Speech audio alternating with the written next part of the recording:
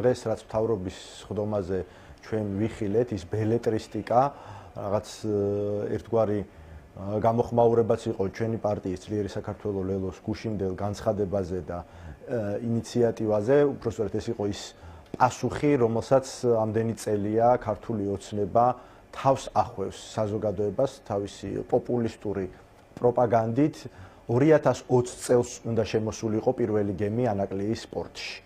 რომ ყველაფერი ისე განვითარებული იყო, როგორც იყო დაგეგმილი, რომ არ ჩაეგდო ქართულ ოცნებას ანაკლიის სპორტის პროექტი, რომელსაც გარდა იმისა, რომ აქვს ეკონომიკური მნიშვნელობა, აქვს უმნიშვნელო ძალიან დიდი სამხედრო სტრატეგიული უსაფრთხოების განზომილებაც და ფუნქციაც. ამაზე გვახსოვს ჩვენ საუბრობდა მაიკ პომპეო ჯერ კიდევ პრეზიდენტ ტრამპის პირველი პრეზიდენტობის დროს. მას შემდეგ ქართული ოცნება გვეუბნება უკვე 6 წელია, რომ 6 წელიწადზე მეტია, რომ სახელმწიფო ააშენებს ანაკლიას და ხედავთ, რომ იქ არაფერი ხდება რეალურად. მე შეგახსენებთ, რომ წლევანდელ 2026 წლის ბიუჯეტში თავდაპირველად გათვალისწინებული თანხა წყლის ინფრასტრუქტურის თვის განკუთვნილი, წყლის ინფრასტრუქტურის მშენებლობისთვის 100 მილიონით არის შემცირებული. როდესაც თავდაპირველ პროექტში ეს თანხა ასე იყო გათვალისწინებული. ეს წლევანდელ ბიუჯეტზეა საუბარი. ეს მეტყველებს, რა თქმა უნდა, ქართული ოცნების პრიორიტეტებზე, იმას რომ თავი დავანებოთ თუ რამდენი მილიონი აქვს დაკარგული ქვეყანას იმით, რომ ანაკლიის სპორტი არის გაჩერებული, ის დონეცკი, ის სტატუს-კვოც, რომელიც მანამდე არსებობდა, აღარ არის რეალურად წყალში გადაყარა ის დახარჯული ინვესტიციები ქართულმა ოცნებამ და რეალურად თავიდან არის იქ ბევრი რამ გასაკეთებელი. იმას რომ თავი დავანებოთ, თუ რამდენი სამუშაო ადგილი უნდა ყოფილიყო უკვე შექმნილი, უნდა შექმნილიყო და დაწეულიყო ამას უკვე სახმელეთო ინფრასტრუქტურა ანაკლიის სპორტის, თვითონ პორტი, რომელიც მიიღებდა გემებს, რომელთა 75% ვერ შემოდის საქართველოს წყლებში, იმიტომ რომ ელემენტარულად ღრმაწყლოვანი პორტი არ გვაქვს და ფოთი და ბათუმი ბუნებრივია მათ ვერ ემსახურება და ახლა განსაკუთრებით, როდესაც პრეზიდენტ ტრამპის ადმინისტრაციის ინტერესი არის განსაკუთრებით თვალსაჩინო უკვე ჩვენი რეგიონის მიმართ, როდესაც ამოქმედდა ეგრეთ წოდებული ტრიპის პროექტი, რომელიც გულისხმობს აი ამ დერეფანს ევროპისა და აზიის დამაკავშირებელს. ეს ცვლის ამვითარებას და მოძმე ქვეყნებმა მე მოგახსენებთ ამაზე, ჩვენ ვიცით, რომ ცოტა ხნის წინ იყო ჩამოსული საქართველოში სახელმწიფო დეპარტამენტის წარმომადგენელი პიტერ ანდრეოლი, რომელიც პირადად ჩავიდა თავისი თვალით ნახა ანაკლიის ტერიტორია, ნახა იქ რომ არაფერი არ ხდება რეალურად.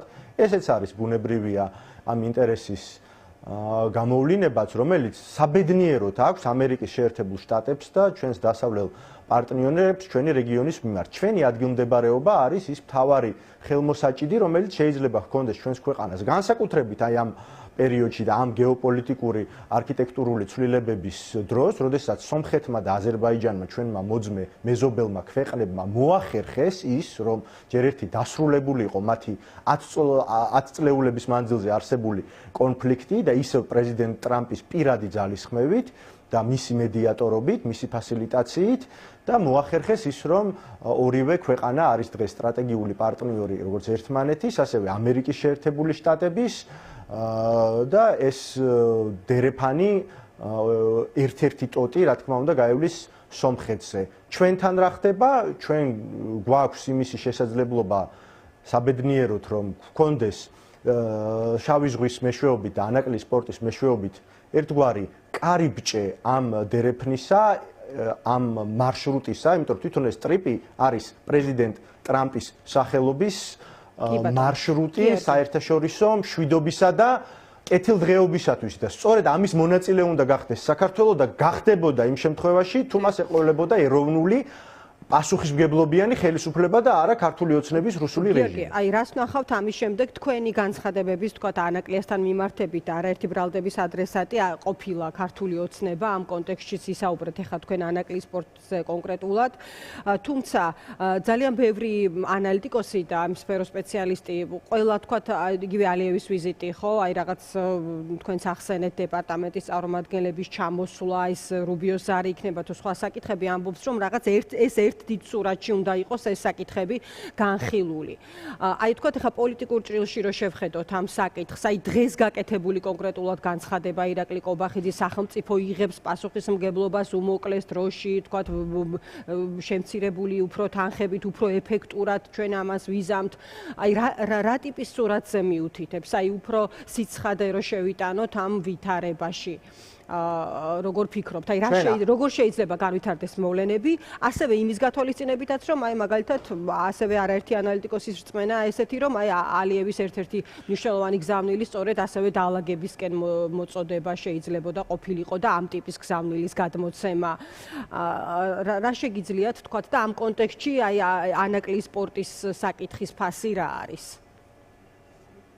ჩვენ ირაკლი ყობახიძის დღევანდელი განცხადებიდან არაფერი ახალი არ გაგვიგია, რაც არც მას, ან მის წინამორბედებს და ქართული ოცნების სხვა სპიკერებს არ უთქვამთ. რამდენი წელია გვეუბნებიან, გვპირდებიან, რომ ანაკლის სპორტი აშენდება, რომ სახელმწიფო იღებს ვალდებულებას, რომ სახელმწიფო ამას გააკეთებს, სახელმწიფო ამას ააშენებს და მოძრაობა ნაბიჯი რაც შეიძლება დავინახოთ, თუნდაც აი იმით, რომ ნებისმიერი ადამიანი ჩავიდეს და ნახოს თავისი თვალით რა ხდება იმ ტერიტორიაზე, არაფერი არ ხდება რეალურად. ხო ეს არის რეალობა. რატომ არ ხდება? ეს კიდევ არის სხვა საკითხი. მე შეგახსენებ ბიძინა ივანიშვილის სიტყვებს, რა უნდათ ამერიკელებს შავ ზღვაში.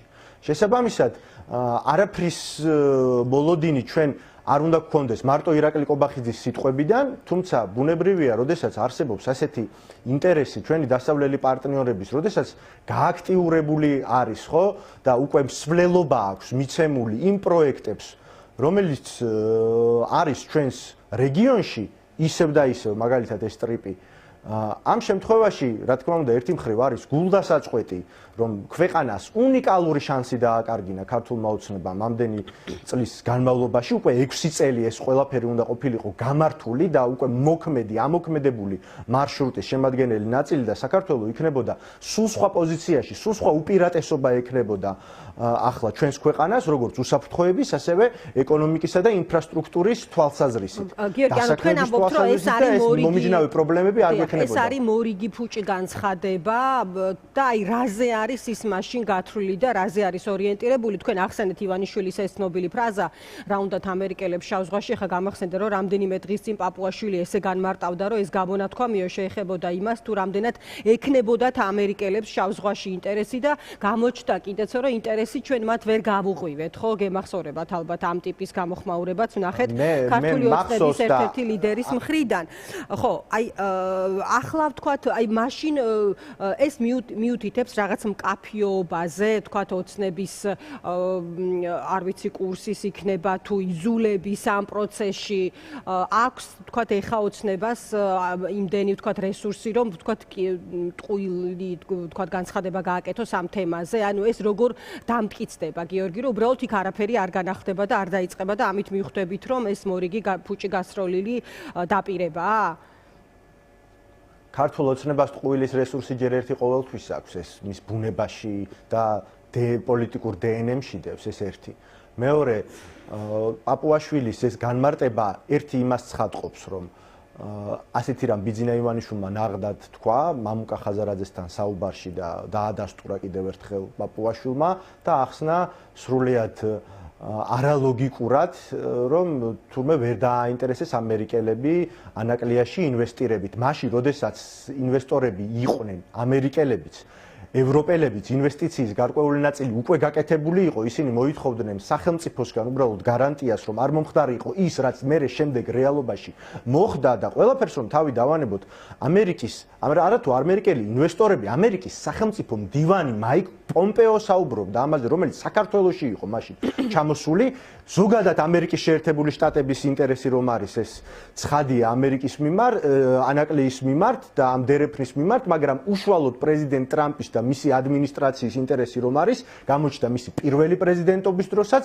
გამოჩნდა ახლა მეორე პრეზიდენტობის ჟამსაც და როგორ უნდა დააინტერესოს ერთი პაპუაშულმა ან ქართულმა ოცნებამ ამერიკელი ინვესტორები, როდესაც მთელი მათი პოლიტიკა არის თავისი შინაარსით ანტიდასავლური, შესაბამისად ანტიეროვნული, თავს ესხმიან როგორც ამერიკის ელჩებს პერსონალურად, თავი რომ დავანებოთ ევროკავშირის წევრი ქვეყნების და ევროკავშირის ელჩს, ყველაფერს აკეთებენ იმისთვის, რომ წაახალისონ ამ ქვეყანაში ანტიდასავლური განწყობები, დადიან იქ პანაშვიდებზე და ქელეხებში ირანში, ამერიკის ერთ-ერთ მთავარ გეოპოლიტიკურ მტერთან, ხო, ჩვენს რეგიონში, ყველაფერს აკეთებენ რუსეთის არ გაღიზიანებისთვის და რეალურად რუსეთის ინტერესების გატარებისთვის, ცდილობენ რომ დაამყარონ ჩინეთთან ისეთი ურთიერთობები, რომელიც ეწინააღმდეგება ამერიკის შეერთებული შტატების ინტერესებს. აქ საუბარი იმაზე კი არ არის, რომ ანაკლიაში თუნდაც ჩინური რაღაც გარკვეული ინვესტიცია არ უნდა გაკეთდეს ინფრასტრუქტურის თვალსაზრისით, თუნდაც.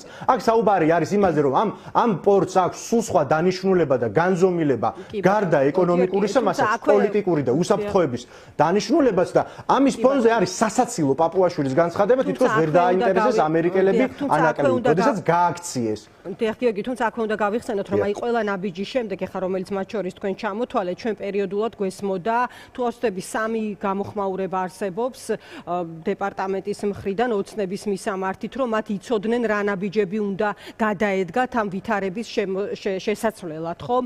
აი ამიტომ გისვამდით აი ამ კითხვებს კონკრეტულად, რადგან ივანიშვილისთვის ცნობილი იყო ამ ნაბიჯების შესახებ, ჩვენ ეხლა ამ პროცესს ხომ არ ვხედავთ და სწორედ ამ ერთ-ერთი ნაბიჯი ხომ არ არის ანაკლიის თემა, რაზეც ვნახეთ ჩვენ კობახიძის განცხადება და ამ ხრივ სხვა ტიპის პროცესს ხომ არ ვადევნებთ თვალს, ანუ ეს იყო ჩემი კითხვის ინტერესი ამ შემთხვევაში, როგორც ხედავთ. ჩვენ კარგად დიახ, მე მოკლედ მოგახსენებთ, ჩვენ კარგად უნდა გვესმოდეს, რომ ივანიშვილის რეჟიმის პირობებში გაუქმდა საქართველოსა და ამერიკას შორის სტრატეგიული პარტნიორობა. წელიწად ნახევარია უკვე ახალი ადმინისტრაციის პირობებში არის რამდენიმე მიმართულება, რომელიც არის მკაფიოდ გადაცემული ქართული ოცნებისთვის გზავნილის სახით და ეს არ იცვლება და სახელმწიფო დეპარტამენტის განცხადებები, 5 განცხადება თუ 6 განცხადება არის გაკეთებული, სადაც მკაფიოდ ჩანს, რომ ეს მოთხოვნები ბუნებრივი არ იცვლება და ეს არ ეხება მხოლოდ ეკონომიკურ საკითხებს, ეს ეხება მათ შორის იმ დემოკრატიულ უკუსლას და დემოკრატიის განადგურების მცდელობას, რასაც ივანიშვილის პერიოდში ვაკვირდებით და კიდევ ერთი თვალსაჩინოებისთვის მარტივ მაგალითს ვეთქვი, ხო?